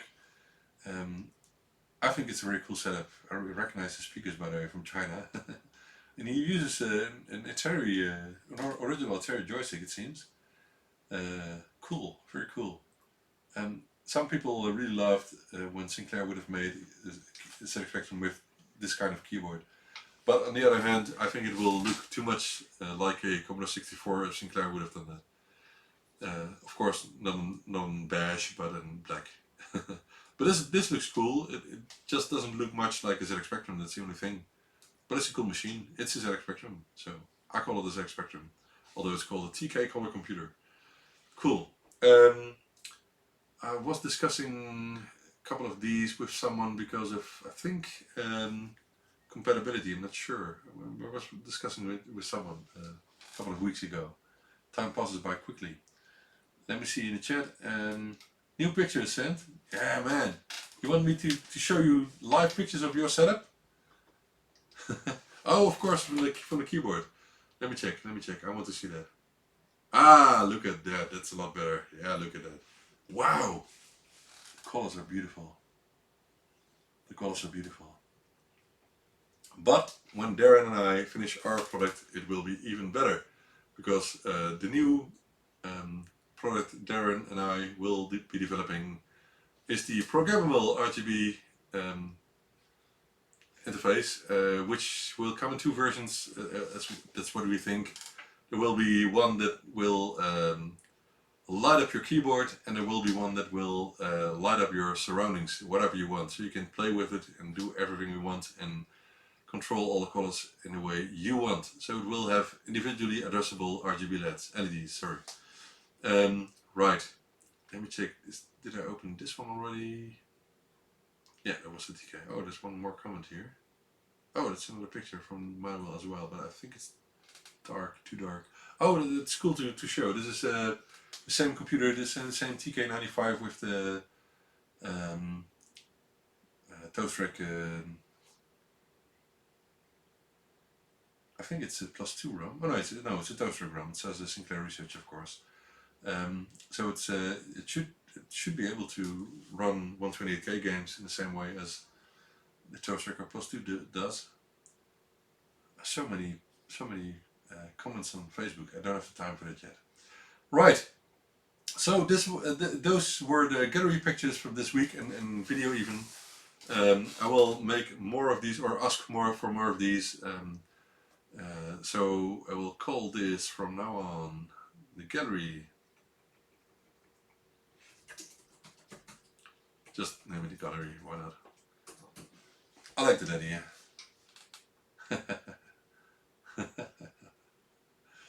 Right. What? What is that? What is it? Machine code? Yeah, that was the Omni. I've seen René's Omni from nearby. Very cool machine. Georgia will make plenty more of those. It's just that I cannot sell them in my web shop because of all the legal stuff, you know. But we're still discussing. Oh, by the way, talking about legal stuff. Let me put the light on first again.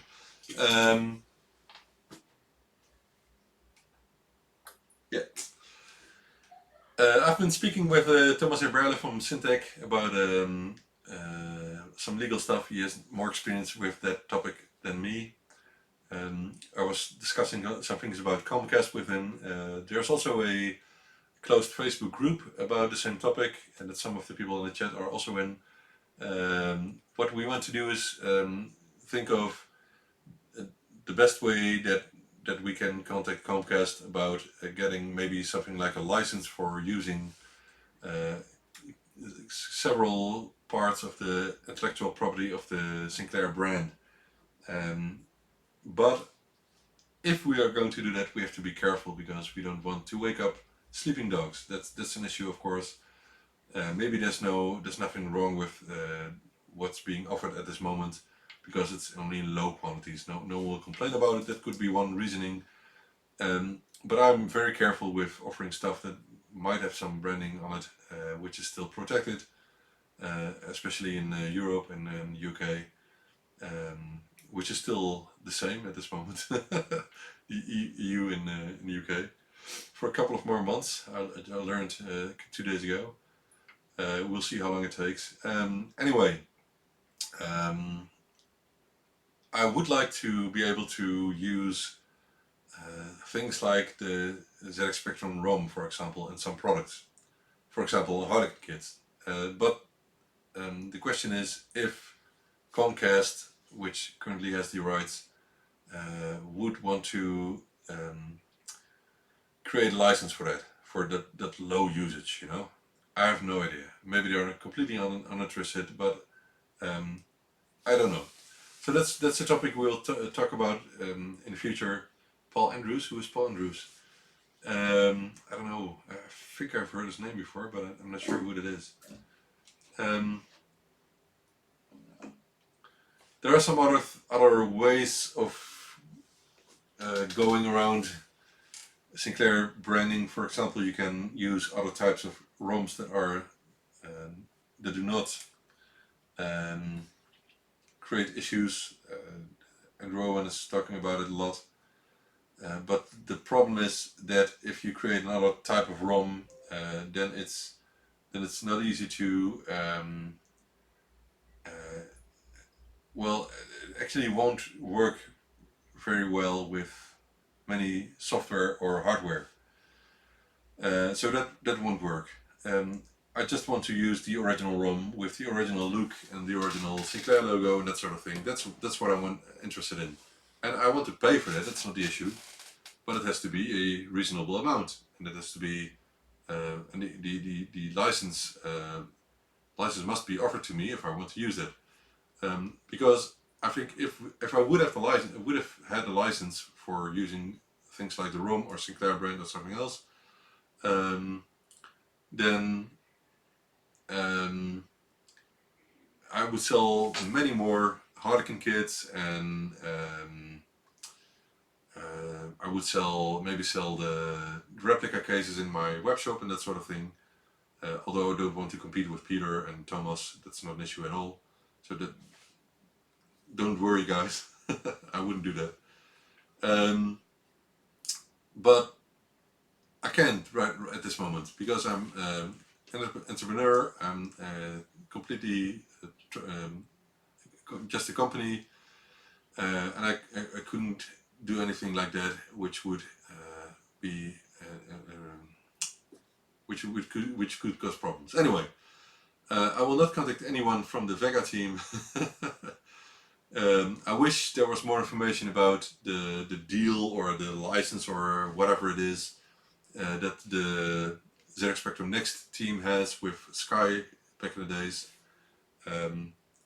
Yes, Amstrad sold it to Sky and Sky sold it to Comcast, so it's a long story. The rights are still owned, it's not free to use, and there are several reasons for that. For example, the commercial release of the ZX Spectrum Next and other stuff. The Vega and the Vega Plus and all the problems around that. Oh man, I don't want to talk about it. Anyway, I want to do it in the correct way, so I will go on with investigating the options and talk with people that know more than I do. But at this moment, I'm just careful with using anything, and I even learned that the use of the rainbow logo may cause problems. So I have to be careful, but I didn't know that, to be honest. So I have to check all of that. Anyway, enough for now. Enough about legal stuff. I don't like the topic at all. I can hire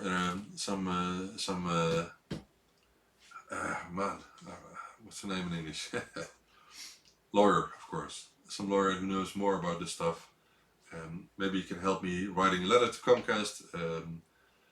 Because if I would do it, I would do it in a very correct way. But I'm not English from birth, so I would have some other people read the letter before I ship it, before I send it, registered of course, and see if we can get in contact with someone from Comcast. But maybe we shouldn't do that. So that's the issue. All right, enough about that. Next week, what will I do next week? Next week. Maybe I will not, or maybe I will cope with hay fever. Let me check.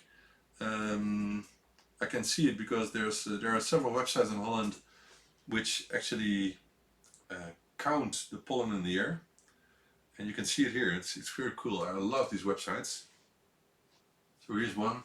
This is from the Leiden University Medical Center in Leiden. So it shows the graphs of the past season or until now. So this is from 5 days ago until 5 days ago.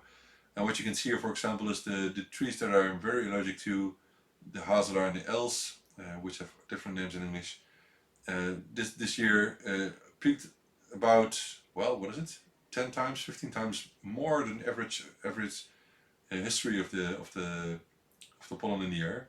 So really was coping a lot with hay fever because of the hazelar and the els. Oh, that was the wrong button. Let me get back to that. And the same so with the other tree, also the same amount, even earlier, as you can see here. So the peak was quite a lot earlier than the history. But the birch has still to start. So I'm pointing. Oh, you cannot see it. You can see that it will start about the end of March. So in about a week, the birch will start throwing out his pollen into the air. Where does it say? It said birch here. And it will be another tough period, and it will go on until May. So I'm coping more than 2 months with very heavy hay fever, and for me it means I have to use asthma medicines to open my lungs and that sort of thing all the time, every 2 hours, so even at night. But I will just go on and we'll live. It's a pity, but I just have to cope with that. You know, it's not the worst thing in life. There are way worse illnesses. Right, I might work in a magazine well, but I don't think I have the time for that. What I really have to do is finish the first batch of +3 PSUs. There's no reason of not doing that, because I'm almost catching up.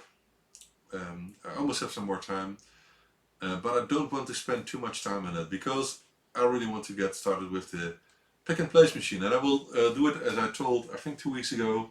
I will create some live streams of starting with the machine, and with all the things I do, when you've done it for a couple of hours, then you think was that simple? Yeah, it almost is simpler than you think before you started. But the thing is, when you're doing something that you haven't done before in your life, you think it's quite a big amount of work. But if you're doing it, that's my experience.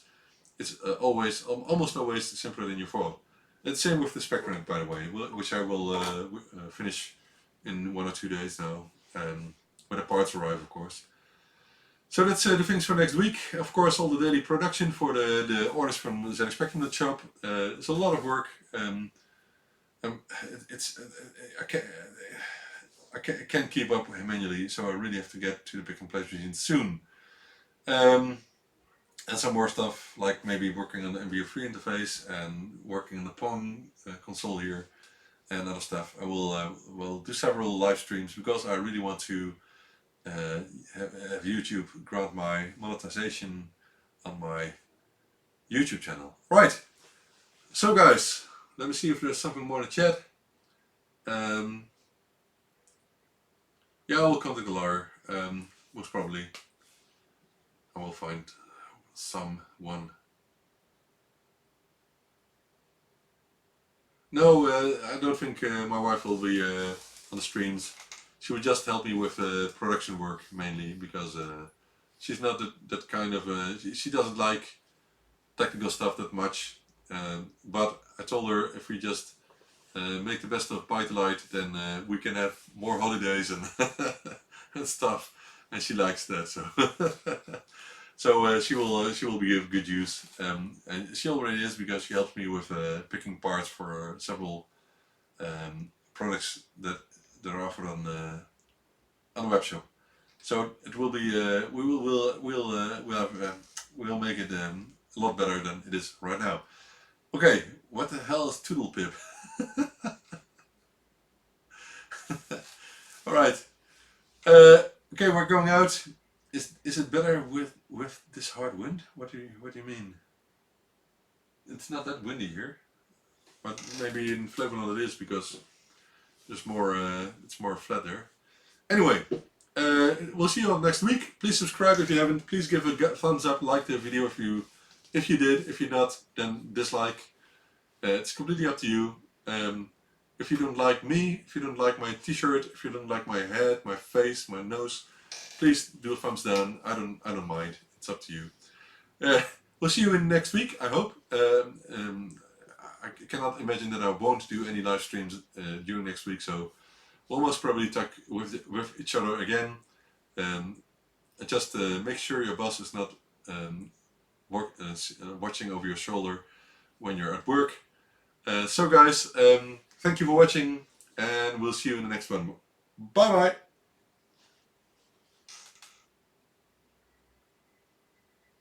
Oh, hey! It works! I thought I clicked it already. Anyway. Have a good weekend, Steve. And the rest, of course, everyone.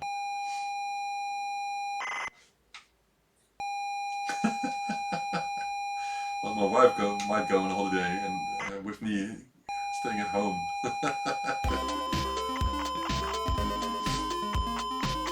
No, I always say I would never take any employees, but maybe I will.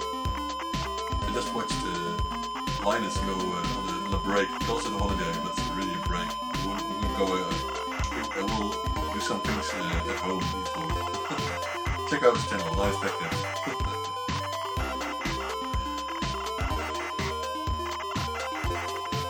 Okay, have a good time with your +3 guys. I will send a chaperone with my wife if she goes on holiday.